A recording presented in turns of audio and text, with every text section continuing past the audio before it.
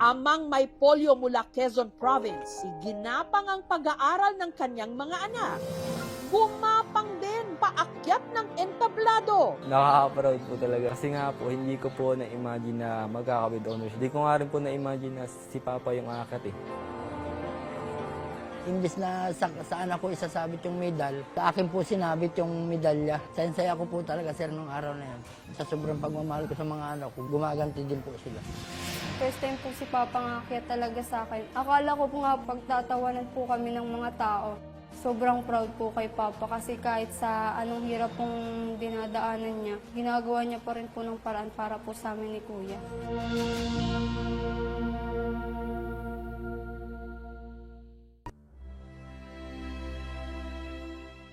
Magkapatid mula sa Calawag, Quezon, handog ang medalya sa kanilang ama na literal na iginapang ang kanilang pag-aaral sa kabila ng kanyang kondisyon. Hindi hadlang ang kapansanan upang dumalo ang amang ito sa graduation at moving up ceremony ng kanyang dalawang anak. Kahit pa para lang masamahan ang kanyang mga anak na tumanggap ng diploma sa stage. Bueno, Janela B. with honors. Kinailangan pa niyang gumapang.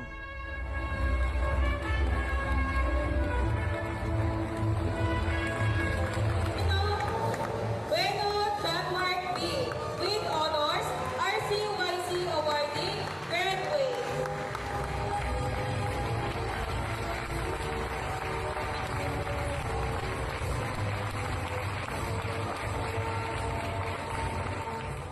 Ang mga medalyang natanggap ng isa niyang anak, isinuot sa kanya. Ang dami-daming walang magulang nung time na yon, pero si Tatay Jun sa kabila ng kanyang kapansanan ay nagawa niyang magpakatatay. Kinontrol ko po yung luha ko dahil baka hindi ko matawag yung mga susunod kong eskwela.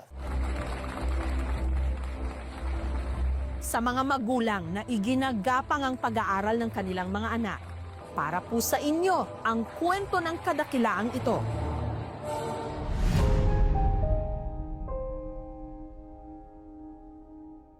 Nakatira sa maliit na bahay na ito si Junjun, ang kanyang mga anak na sina John Mark at Janela, at ang nanay niyang si Vilma.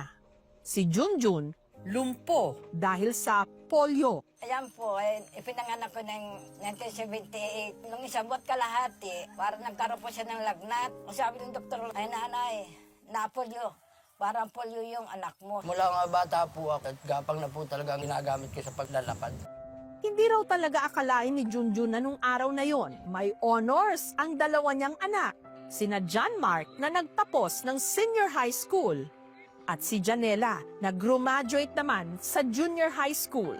Ang alam ko lang po talaga, kukuha kami ng diploma, magpapapicture kami sa taas. Hindi ko rin man po talaga alam na mayroon siyang award.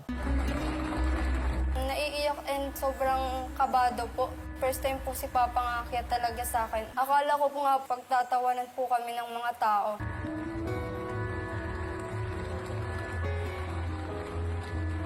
Nakaka-proud po talaga. Kasi nga po, hindi ko po na-imagine na magkaka-with honors. Hindi ko nga rin po na-imagine na si Papa yung aakyat eh.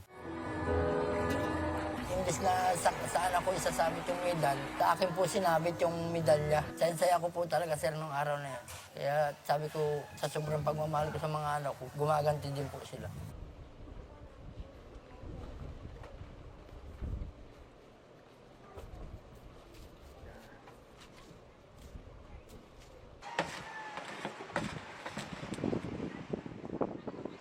Ang naging susi upang matugunan ni Junjun ang nag-aalab na pagnanais ng kanyang mga anak na makapag-aral. Paggawa ng kalang de uling. Ang katuwang niya rito, si John Mark. Tuwing wala po kaming pasok, after uwian po ng school, tumutulong po kay Papa sa paghahalo ng semento at buhangin.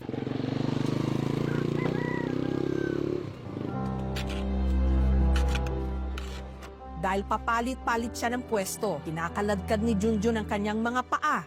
Maghapon din siyang nakabilad sa init ng araw. Kumikita po ako sa 1 linggo, pero hindi po kababaan ng 2,000 o kaya 1,500. Bata pa lang si Junjun nung siya'y nagka-polio.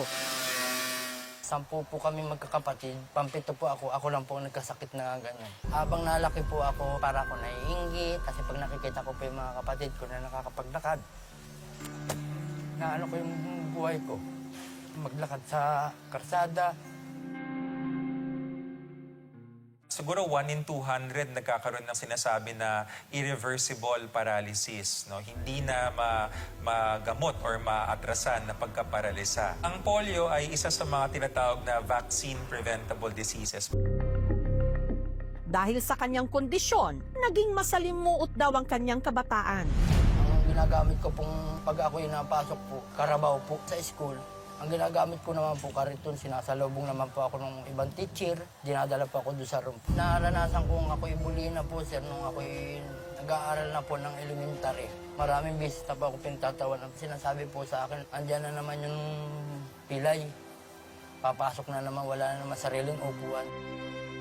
Hanggang grade 5 lang ang natapos ni Junjun. At sa murang edad, natuto siyang magbanat ng buto. Dati po, kung bibinta ng sako ang kinabubuhay ko, binibili ko sa pantala ng 7 ang isa, binibinta ko po ng 9 ang isang piraso.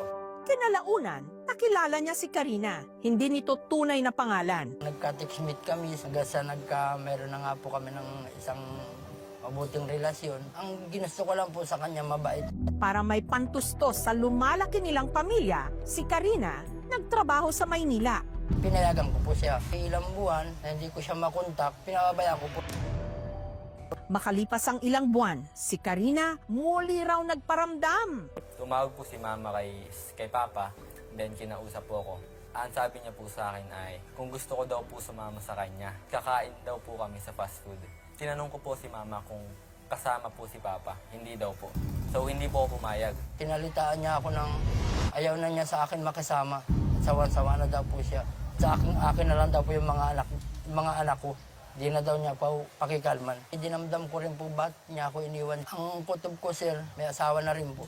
Magmula noon, mag-isa nang iginapang ni Junjun ang kanyang mga anak. Kung nandito po si mama, siguro hindi din po kami maghihirap ng ganito. Pag may kasama pong magulang yung mga kaklase ko po or nanay, nalulungkot po kasi iniisip ko na lang po na, ay, sana kasama ko din si mama sa meeting. Gusto mo bumalik pa si mama sa iyo? Siguro po na ano lang, tampo or galit po talaga kay mama, kaya ayoko na pong papalikin. Iyak ko.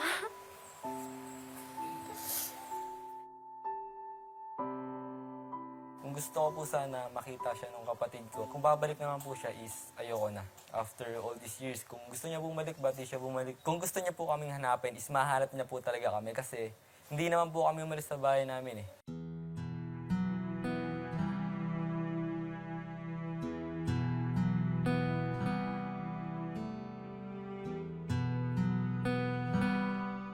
Ang ipinagpapasalamat nila, nariyan daw lagi ang kanilang Lola Vilma. Ang kanilang Lola Vilma rin daw ang madalas magsabit sa kanila ng medalya. Yan po yung kauna-unahan at kauli-uli ang akyat na naalala kong graduate ako na kasama ko si Papa. Hindi ko na rin po kaya, sir, umakit ng mga matataas na school. Okay lang po sa akin at sinanay naman po ang napunta doon sa mga anak ko. Pero sa pagtatapos ng dalawa niyang anak kamakailan, ang mga anak na raw ni Junjun ang humiling na siya na ang magsabit ng medalya sa kanila.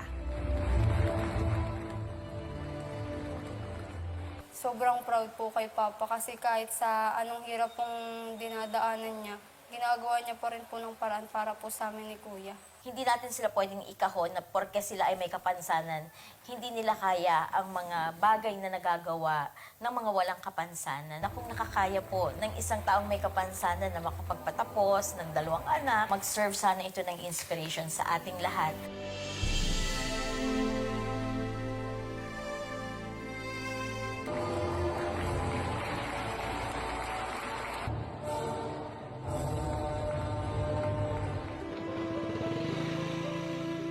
Si Junjun, doble kayod ngayon, lalo't si John Mark, magkokolehiyo na. Habang si Janela naman, senior high school na sa susunod na pasukan. Ang plan plano ko po sa buhay bago po mag-college is sumideline. Doon din po kukuha ng pan-tuition ko po para sa pag-aaral ko po sa college. Dahil matagal na rin ang huling beses na nagkaroon ng family picture ang mag-ama, pinag-pictorial namin sila.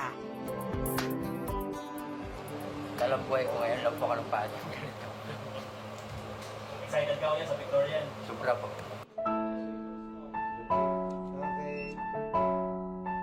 Okay. Masaya. Hindi ako nakapagpag-graduate sa kanya ngayon. Siya nag-graduate.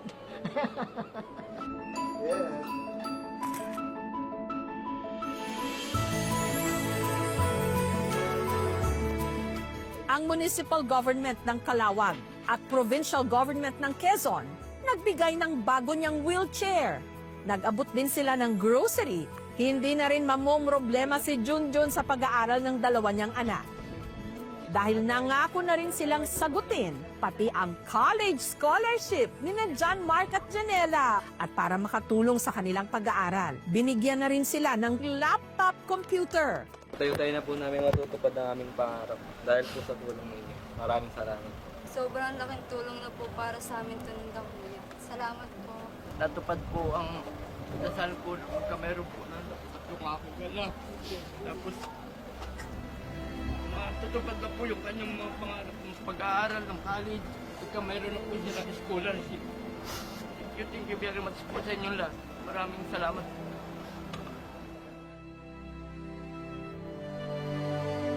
Sina John Mark at Janela, may sorpresa rin para sa kanilang ama. Isang tula ng pasasalamat at pagmamahal. Kami iyong iginapang sa harap ng karamihan. Sa kabila ng iyong kapansanan, sa kabila ng ating kahirapan. Huwag ka sanang mapagod, Papa, na kami suportahan. Sa pamamagitan ng mga medalya, susuklian ka namin ng karangalan.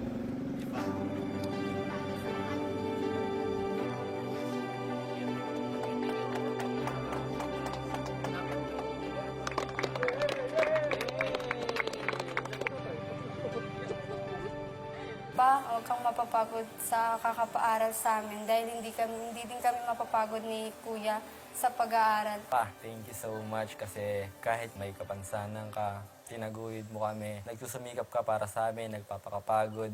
Maraming salamat. Bawat isa sa atin may kanya-kanyang kalbaryo. May pasan-pasang problema na tila ba kung minsan walang katapusan. Lahat tayo gumagapang. Minsan dahan-dahan, minsan pa nga sugatan. Pero sa kabila ng lahat, hindi tayo sumusuko. At sa tamang panahon, sana sabay-sabay rin tayong makapanhit sa entablado ng tagumpay kasama ang mga mahal natin sa buhay. With honor,